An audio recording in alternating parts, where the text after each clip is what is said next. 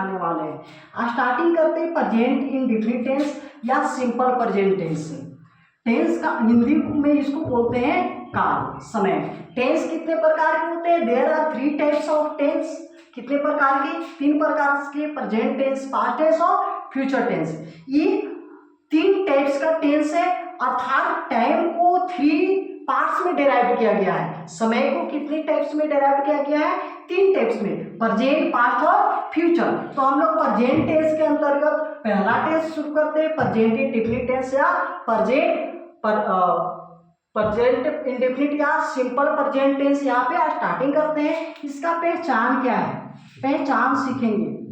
पहचान क्रिया के अंत में, कहाँ पे? क्रिया के अंत में ता है, ती है, ते हैं, इत्यादि लगा रहे, इत्यादि लगा रहे, उसे क्या कहते हैं? सिंपल प्रेजेंट टेंस कहते हैं। सिंपल प्रेजेंट टेंस कहते हैं।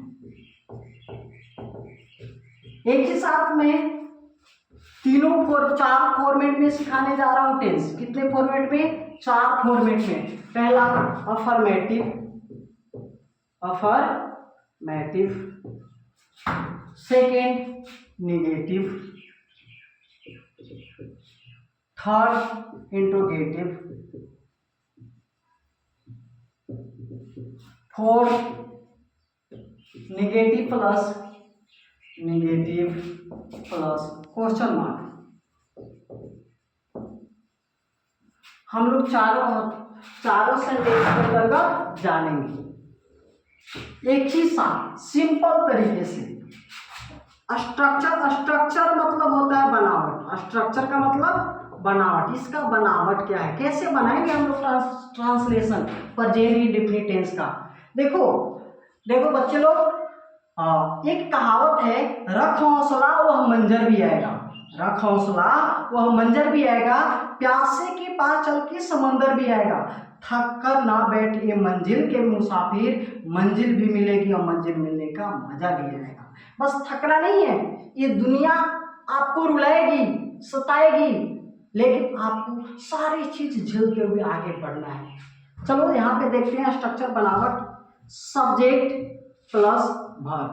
कौन सा वर्ब? Main verb. चलो मेन वर्ब रखते हैं, मेन वर्ब। और मेन वर्ब में एस या ES plus object plus other complement.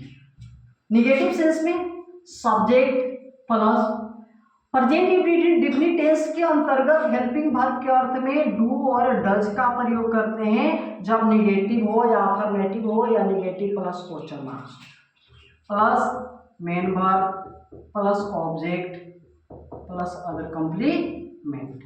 Interrogative sentence में डू और डज यानी हेल्पिंग वर्ब कहाँ आ जाते हैं? शुरू में आ जाता है। डू और डज हेल्पिंग वर्ब कहाँ पे? शुरू में। जब हेल्पिंग वर्ब शुरू में आ जाएंगे तो यह एक्सिलरी वर्ब इंट्रोगेटिव सेंटेंस कहलाता है। हेल्पिंग वर्ब शुरू में आने के पहचान plus subject plus main verb plus object plus other complement. Negative plus question marks के अंतर्गत डू और डज कहाँ आ जाएंगे? शुरू में। Plus subject plus not plus main verb plus object plus other complement. चलिए, जब तक एग्जाम्पल आप नहीं समझेंगे आपको टेंस प्रेजेंट इंडेफिनिट टेंस नहीं समझ में आएगा। एग्जाम्पल के तहत समझाते हैं, जैसे वह सेब खाता है, मैं आम खाता हूँ। अब इसे अफर्मेटिव सेंटेंस को निगेटिव सेंटेंस में जोड़ेंगे। निगेटिव सेंटेंस का अर्थ ही होता है नकारात्मक वाक्य। वह सेब खाता है, अब यहाँ पे क्या निगेटिव में हो जाएगा? वह सेब नहीं खाता है। यहाँ क्वेश्चन मार्क्स में क्या वह सेब खाता है? क्या वह सेब खाता है?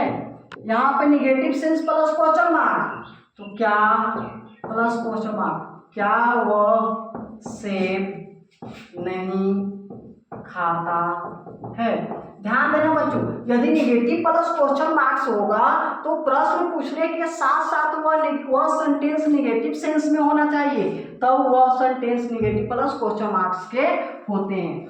मैं आम खाता हूँ, मैं आम नहीं खाता हूँ, मैं आम नहीं खाता हूँ। क्या मैं आम खाता हूँ, क्या मैं आम खाता हूँ। क्या मैं आम नहीं खाता हूँ, क्या मैं आम नहीं खाता हूँ। समझना है यहाँ पे, वह सेब खाता है, वह है थर्ड पर्सन। थर्ड पर्सन जब सब्जेक्ट हो तो मेन भाग में एस या एस जोड़ते हैं, तो ही। अब यहाँ पे खाना, सोना, ओढ़ना, नहाना, ये सब क्या है, मेन वर्ब होते हैं। क्या होते हैं, मेन वर्ब। तो यहाँ पे लिखा है subject plus main verb, main verb में ये तक खाना क्या हो गया, मेन वर्ब। ईट मतलब खाना, क्या लग जाएगा, एस। ही ईट्स, सेब खा रहा है ना, तो एन एप्पल। अब यहाँ पे एन क्यों लगा है, एन क्या है, आर्टिकल है। एन क्या है, आर्टिकल्स है। तो यहाँ पे एन का प्रयोग ऑटोमेटिक लग जाते हैं, क्योंकि कोई निश्चित नहीं कर रहा है कि कितने सेब खा रहा है। He eats an apple. जब भावेल साउंड हो, एन का प्रयोग कहाँ करते हैं, किसी भी नाउन से पहले उच्चारण यदि भावेल साउंड का हो तो भावेल साउंड से पहले एन का प्रयोग करते हैं। यदि भावेल साउंड ना हो तो ए का प्रयोग करते हैं। ए, आ, ई, उ, और ये जितने भी आते हैं भावेल साउंड है, तो भावेल साउंड से पहले किसका प्रयोग, एन का। भावेल साउंड नहीं रहेगा तो ए का। यदि कोई स्पेसिफिक हो या बहुवचन में हो तब द का प्रयोग किया जाता है। यहाँ पे वह सेब नहीं खाता है, निगेटिव सेंस में ए से एस नहीं कर रहा है। स्ट्रक्चर देखिए यहाँ पे, वह, तो ही,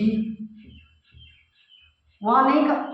यहाँ पे हेल्पिंग वर्ब में डू डज का प्रयोग, थर्ड पर्सन है, थर्ड पर्सन के साथ डज लगाते हैं प्रेजेंट इंडेफिनिट टेंस में। ही डज नॉट, कह रहा था कि डू डज के बाद निगेटिव सेंस है, डू डज के बाद not, not plus object plus other complement. He does not eat an apple. यहाँ पे क्या वह सेब खाता है, तो डू डज का प्रयोग शुरू में, does he eat an apple. यहाँ question marks plus negative sense, तो डज ही नॉट, सब्जेक्ट के बाद नॉट प्लस मेन वर्ब खाना, ईट एन एप्पल। यहाँ पे ऑब्जेक्ट से पहले मेन वर्ब लिख सकते हैं, मेन वर्ब एम भी, तब ऑब्जेक्ट, तब अदर कंप्लीमेंट। अब यहाँ पे देखना, मैं आम खाता हूँ, यहाँ पे मैं क्या हो गया, सब्जेक्ट हो गए। सब्जेक्ट कौन सा पर्सन में है, फर्स्ट पर्सन में है, तो फर्स्ट पर्सन है तो ऐसे यस का प्रयोग नहीं करेंगे। आई ईट ए, आम है ना, ए मैंगो। अब यहाँ पे ए में है म, ये भावेल साउंड नहीं है, ये कॉन्सोनेंट साउंड है, तो कॉन्सोनेंट साउंड से पहले ए का प्रयोग, आई ईट ए मैंगो। यहाँ पे ध्यान देना, क्वेश्चन मार्क्स के लिए क्वेश्चन मार्क्स, मैं आम नहीं खाता हूँ, तो आई के साथ